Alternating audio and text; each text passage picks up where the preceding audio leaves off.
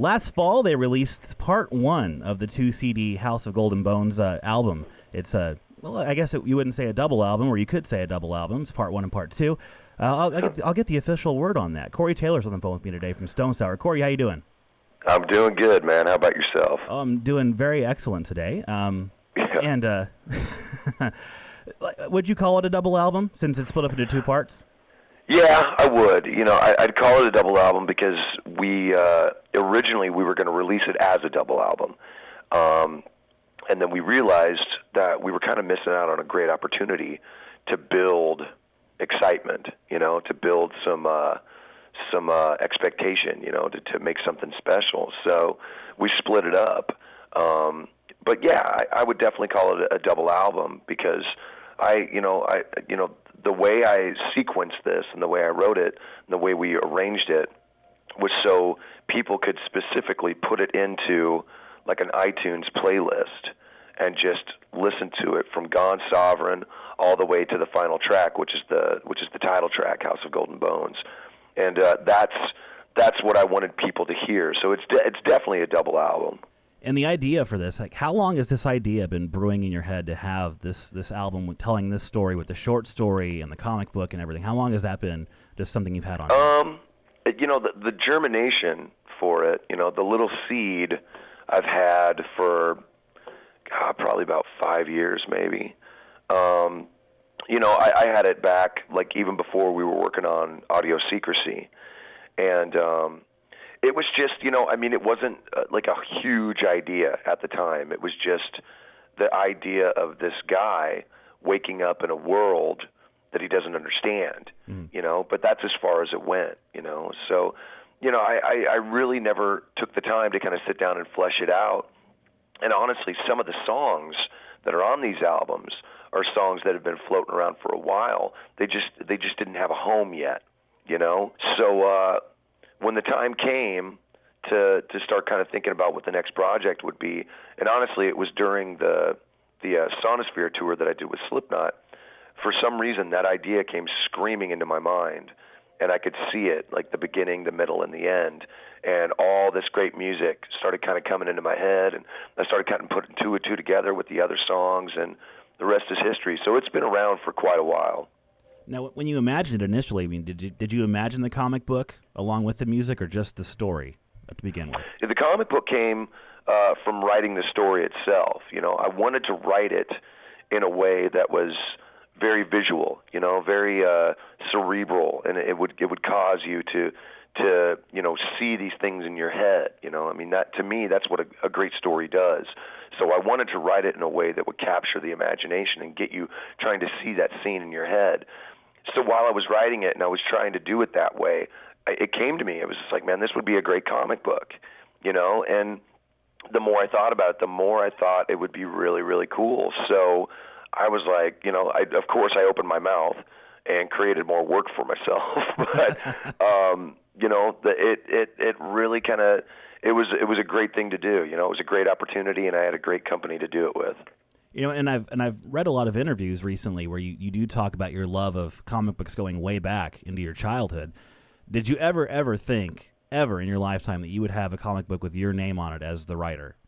No, no, not even close, man.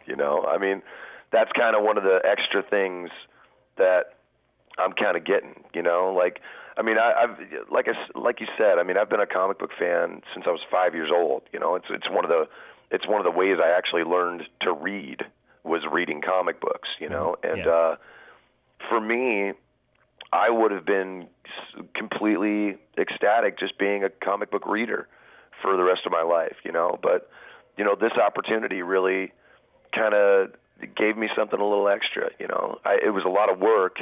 I definitely have more respect for the way people write these things now, Yeah, But, I'm really happy that I got to do something like this. It's just one more thing that I can check off of another wish list, all the work involved in it too.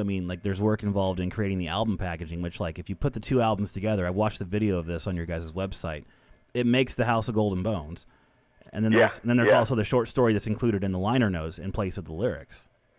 Yeah, absolutely. Yeah, that was one of the things that we wanted to do. We wanted to make sure that the story was there. We didn't want to release another standard J11 album where people know exactly what to expect. We wanted to challenge the listener. We wanted to challenge the way that people make albums. So we took the lyrics out. We put the short story in. We made the lyrics available on our website. We created the packaging in a way that the two albums can go together and form a house. And it was cool. I saw somebody at our meet and greet last night put the two together, and it was so cool to see it fully put together, for the first time. And it really got me excited. I was like, yeah, man, this is really cool. And the fans are really kind of getting into it. So yeah, it was a lot of fun. And do you think this is kind of a way to bring like the physical product stuff, like the excitement of a physical product back to the music industry? Maybe. I mean, I think one of the reasons that most people download music is because they feel like they're not getting anything to begin with.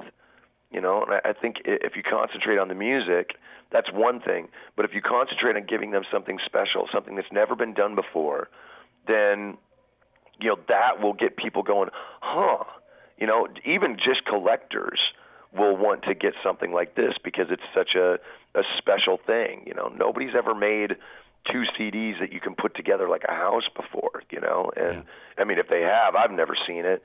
So to me, it's about, putting the quality back into the quantity, and that's what it comes down to. As a listener, that's what I want. So as someone who's trying to give the fans what they want, that's what I think they want. There's also the packages that you guys have on the website on stonesour.com, and one of them I looked at is I think it's the big package where you get the vinyl, you get the CD, you get a T-shirt, and you also get I think a lithograph, and you also get a subscription to the comic book, all 4 parts of the series. Yeah.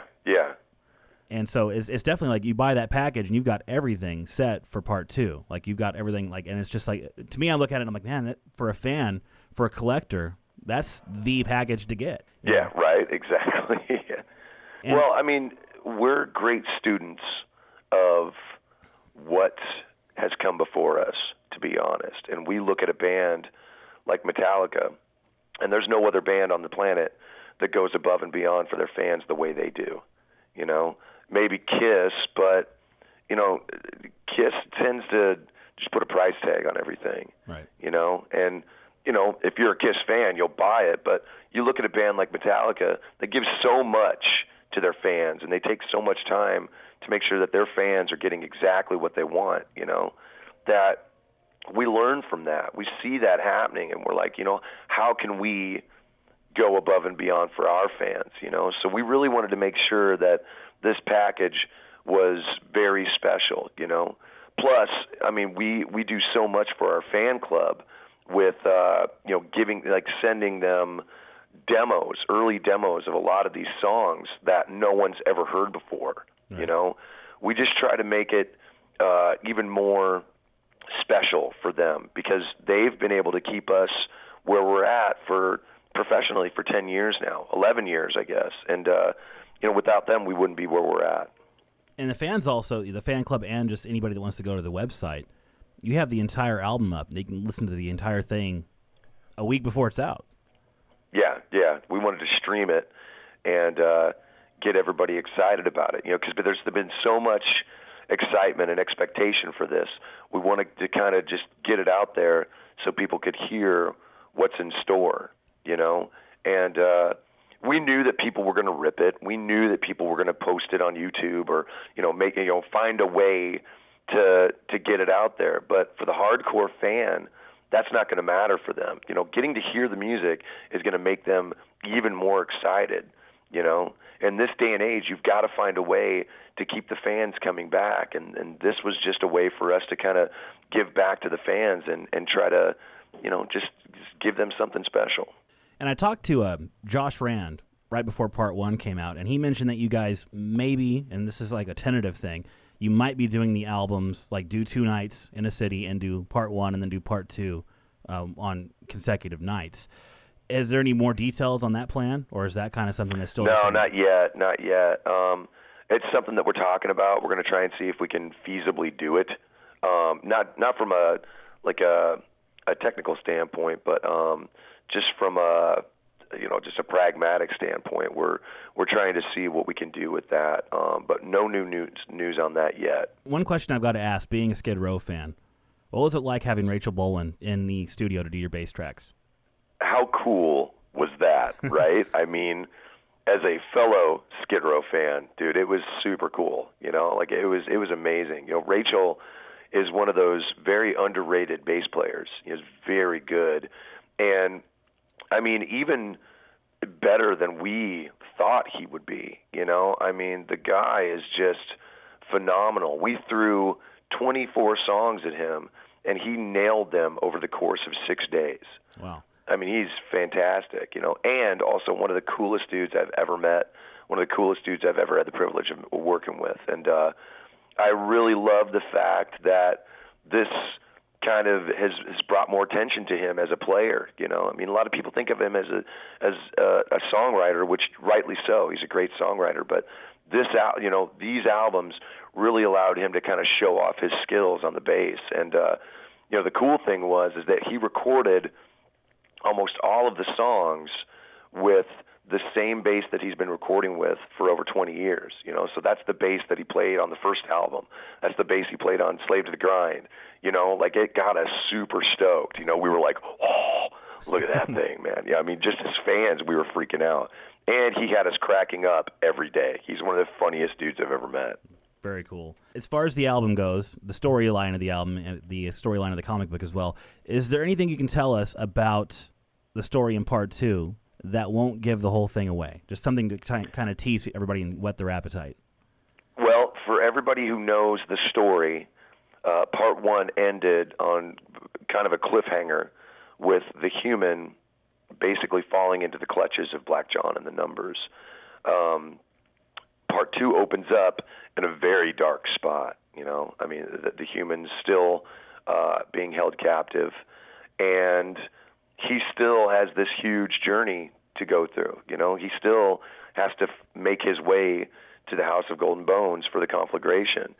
So, needless to say, it opens up, and he's still being held captive, but he finds a way to get away. But honestly, that's when all hell breaks loose. So, to me, it's the more exciting of the two halves, to be honest. From a story standpoint, this is where all the action takes place, and this is where all the questions get answered, but then even more questions pop up, and it's going to be fun to see people react to it. And the best way to get the questions answered is to go out and buy the physical copy and get the short story for now, because the comic book comes out. When does part 1 of the comic book come out? Part 1 comes out actually 2 weeks from today. 2 weeks from today? Yeah. And then April 17th, issue 1 comes out. And I got to be honest, I mean, just seeing the artwork and seeing all of the illustrations and everything come together has been so gratifying. I mean, from a fan standpoint, seeing everything come together and then holding the comic in my hand is the best thing. It is one of the best things I've ever been able to do. So I'm really looking forward to people getting a hold of this thing. And even as just a music fan, I'm excited for the tie-in. I'm just excited to see how the album ties in with the visual aspect of it. It's going to be really cool. It's almost like that hidden parameter that you never really even realized was missing, because you've got the story and then you've got the music. Now you're going to have the visual. Now you can picture these things happening while you're listening to the music, and it's going to be a great ride. And part of that also you can see in the video for Do Me a Favor. Yeah, which has gotten so much great response, man. Like, a lot of people at first were like, what the hell? And then when I let them know that this is just actually taken, it's kind of a loose adaptation of a part of the story, that just got everybody even more excited. Like, it was just like, whoa, So, yeah, I'm really happy with the way that came out. You can check out pre-order bundles, tour dates. They're all at stonesour.com, and you can pre-order the album as well at iTunes. Corey, thanks for joining us today and talking with us about the House of Golden Bones Part 2, out next Tuesday, April 9th. No worries, man. Thank you for having me. All right, have a good day. Take it easy.